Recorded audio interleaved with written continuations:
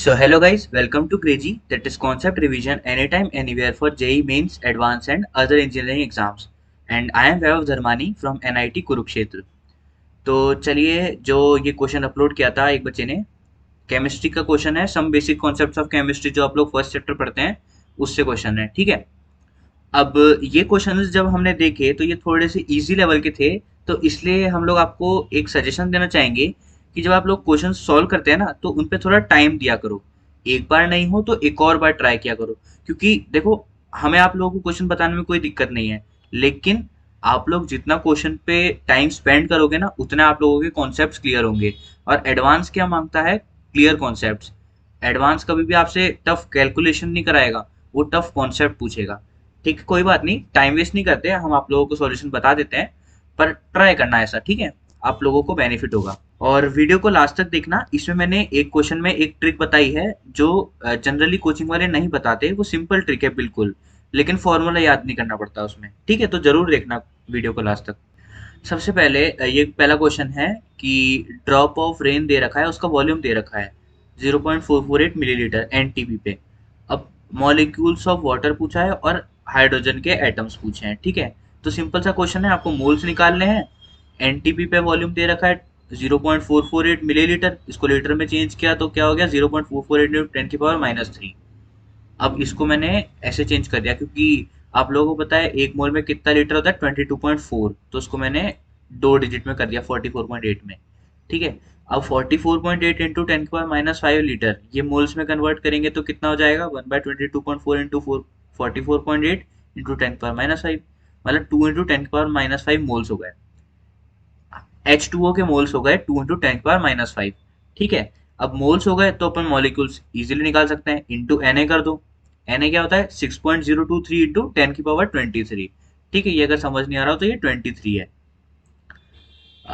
अब ये मल्टीप्लाई कर देंगे तो ये क्या आ जाएगा? 1.2046 इंटू 10⁻⁻17 मॉलिक्यूल्स, प्लस 17, सॉरी ये गड़बड़ हो गई, प्लस 17 है ये, इतने मॉलिक्यूल्स आ गए, ठीक है। अब एटम्स ऑफ हाइड्रोजन निकालने हैं, तो एक मॉलिक्यूल, एक वाटर मॉलिक्यूल में कितने एटम होते हैं हाइड्रोजन के? दो, तो इंटू 2 कर दो H2 मॉलिक्यूल्स के, ठीक है। यहाँ पे भी प्लस है, मिस्टेक हो गई, ठीक है। तो ये तो क्वेश्चन हो गया इजीली, बहुत आसान था, है ना। कोई बात नहीं, सेकंड क्वेश्चन करते हैं। 1.1 होने वाला है ना। Number of molecules of oxygen at 150 ml, 20 degree Celsius and 750 mm pressure, ठीक है। अपन को प्रेशर दे रखा है, टेम्परेचर दे रखा है, वॉल्यूम दे रखा है, तो सीधा क्लिक करना चाहिए, पीवी इक्वल्स टू एनआरटी लगेगा, ठीक है। अब यूनिट्स की बात आती है, पीवी इक्वल्स टू एनआरटी लगेगा, तो अब प्रेशर है वो मिलीमीटर ऑफ एचजी में है, तो अपन इसको किस में चेंज करेंगे? एटीएम में। एटीएम में 760 mm ऑफ एचजी होता है 1 एटीएम, ठीक है। ये आप लोगों को याद रखना चाहिए, सिंपल सी चीज है। तो 750 mm ऑफ एचजी कितना होगा? सिमिल सीधा सीधा इसको नीचे लेके जाओ 760 को और इंटू 750 कर दो, ठीक है। वैसे बता रहा हूँ कि अगर आप करना चाहो तो, बाकी तो इजी कैलकुलेशन है। उसके बाद टेम्परेचर है वो 20 डिग्री सेल्सियस है, उसको केल्विन में चेंज करेंगे। क्यों? क्योंकि आर जो होता है वो केल्विन के अंदर होता है, तो 293 केल्विन, 273 केल्विन 0 डिग्री सेल्सियस होता है ना, ठीक है। वॉल्यूम को लीटर में चेंज कर दिया, अब पीवी को एनआरटी लगा दिया, ये हो गया अपना प्रेशर, ये हो गया वॉल्यूम, एन, आर की वैल्यू एटीएम लीटर में 0.082 होती है, और ये टी। अब देखो, इतनी थोड़ी सी ये टफ कैलकुलेशन है, अगर आप पॉइंट्स में करो तो। मैं आप लोगों को इसका सिंपल तरीका बताता हूँ।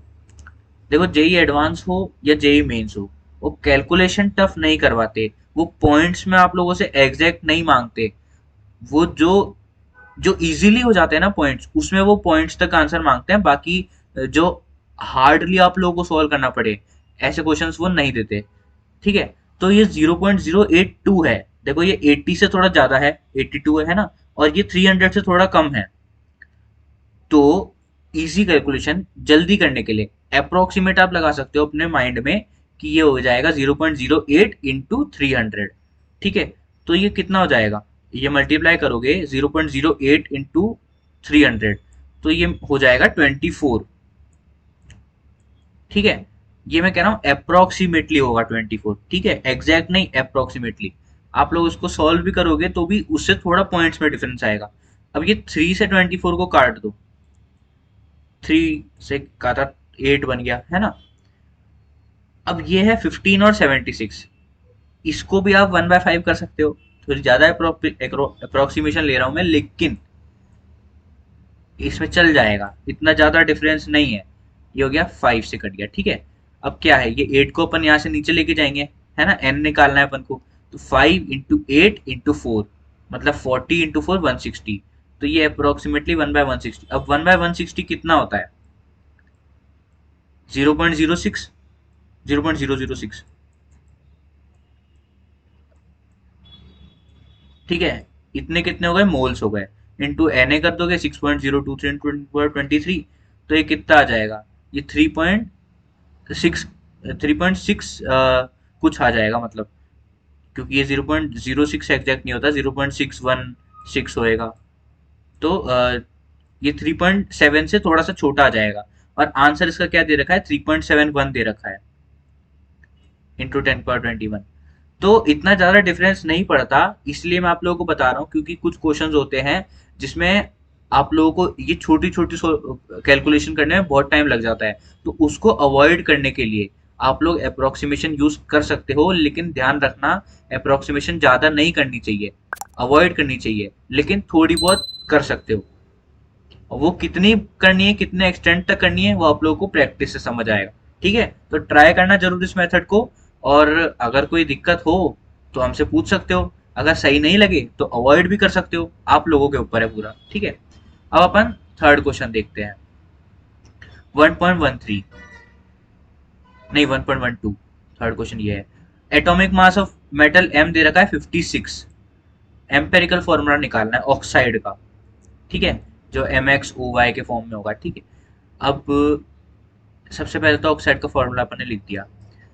इसमें कोचिंग वाले जो और स्कूल वाले जो एनसीईआरटी करवाती है, वो कौन सा सॉल्यूशन करवाती है, वो आप लोगों को फॉर्मूला याद करवाती है कि सबसे पहले मोल्स निकालो, percentage of M's upon mass of M से 70/56 1.25, ठीक है।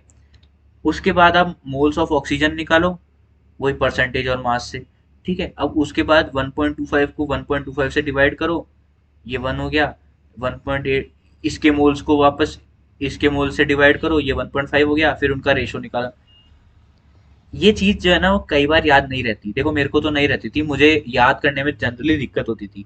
तो मैं आप लोगों को इसलिए ये तरीका बता रहा हूँ, सिंपल है, इजिली सोचो। मास ऑफ एम कितना दे रखा है आपको, 56, ऑक्सीजन का मास कितना होता है 16। अब आप लोगों को दे रखा है कि MxO y ऑक्साइड है, मतलब ये आप लोगों ने सोचा है, ये एम्पेरिकल फॉर्मूला अपन ने ऑक्साइड का सोचा है।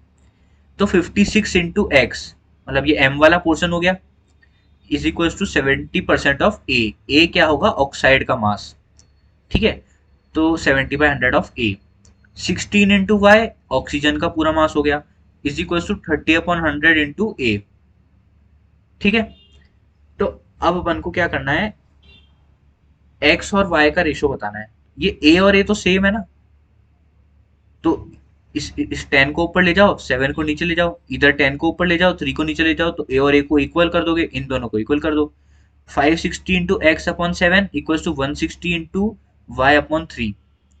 देखो कितना इजीली ये कट गया, ये हो गया 80, है ना। अब 80 और ये कट गया 2, वाई को इधर ले जाओ तो एक्स और वाई का रेशियो आ गया, एक्स और वाई का रेशियो कितना आ गया, 2/3। कितना सिंपली हो गया, आप लोगों को ये फॉर्मूला भी याद नहीं करना पड़ा। अब 2/3 हो गया, और ये 2 और 3 जो है ये ऑलरेडी जो है वो नियरेस्ट इंटीजर के फॉर्म में है, इंटीजर है ये, ठीक है। तो M2O3 हो गया एम्पेरिकल फॉर्मूला। थर्ड क्वेश्चन देखते हैं। ये कुछ कुछ तरीके ऐसे होते हैं जो कि फॉर्मूले आप लोग याद नहीं रख पाते तो हेल्प करते हैं ना, इसीलिए हम आपको बता रहे हैं। बाकी टोटली आपके ऊपर है, यूज करना है नहीं करना टोटली आपके ऊपर है। चौथा क्वेश्चन है, ये है, how many moles of hydrogen phosphorus and oxygen are there in 0.4 moles of H3PO4, ठीक है। तो H3PO4 के अपन को मोल्स दे रखे हैं, H3PO4 के मोल्स दे रखे हैं 0.4। तो मतलब अब H इसके जो कॉन्स्टिट्यूएंट्स होंगे, अपन को उनके अलग अलग मोल्स निकालने रिस्पेक्टिव।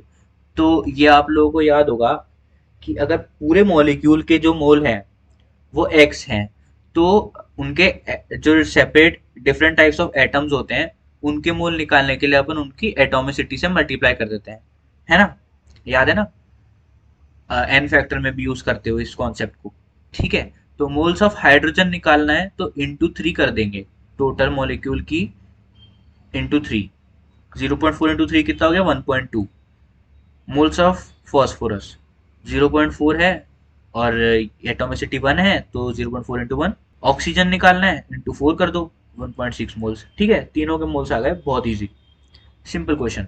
एक और क्वेश्चन ये है कि 6.023 इंटू 10 की पावर 24 मॉलिक्यूल्स दे रखे हैं SO2 के, और बताना है ग्राम एटम्स ऑफ सल्फर या फिर ग्राम्स ऑफ ऑक्सीजन कितने चाहिए, मतलब ये दो क्वेश्चन पूछे हैं।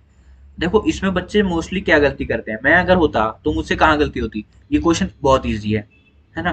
तो आप लोग इसमें पढ़ने में गलती करोगे कि 10 की पावर 24 को 23 पढ़ लोगे जल्दी जल्दी में, एग्जाम में हो जाता है, सबसे होता है, सिली मिस्टेक सबसे होती है, लेकिन मिस्टेक्स याद जो रखता है वो रैंक निकाल जाता है, ठीक है। तो 6.023 इंटू 10 की पावर 24 है, मतलब कि 10 मोल्स हो गए, 10 मोल्स ऑफ SO2। अब ग्राम एटम्स क्या होता है, दूसरी गलती बच्चे ये कर सकते हैं, कुछ बच्चों को ग्राम एटम्स याद नहीं रहता, क्या होता है ग्राम एटम्स, ग्राम एटम्स होते हैं मोल्स, ठीक है, मोल्स का डिफरेंट नेम है ग्राम एटम्स। तो 10 मोल्स ऑफ SO2 हो गए।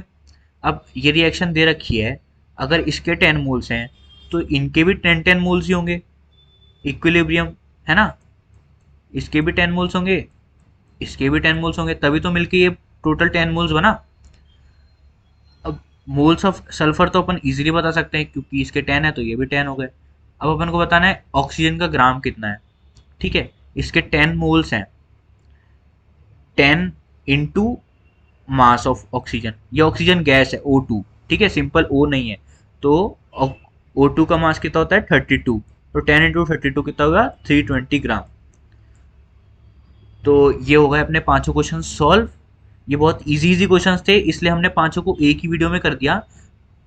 हम लोग आप लोगों को सजेस्ट करेंगे कि अगर आप लोग क्वेश्चंस डालते हो तो अलग अलग करके डालो, ठीक है, एक साथ डालोगे तो हमको वीडियो बनाने में भी दिक्कत होती है, आप लोगों को सॉल्यूशन देखने में भी दिक्कत होगी, है ना, इसीलिए बाकी आप लोग क्वेश्चन सॉल्व करते रहिए, हम लोग आपकी हेल्प जरूर करेंगे, जहाँ भी आप लोगों को डिफिकल्टी आएगी आप लोग हमसे पूछिए, हम आपकी हेल्प करेंगे।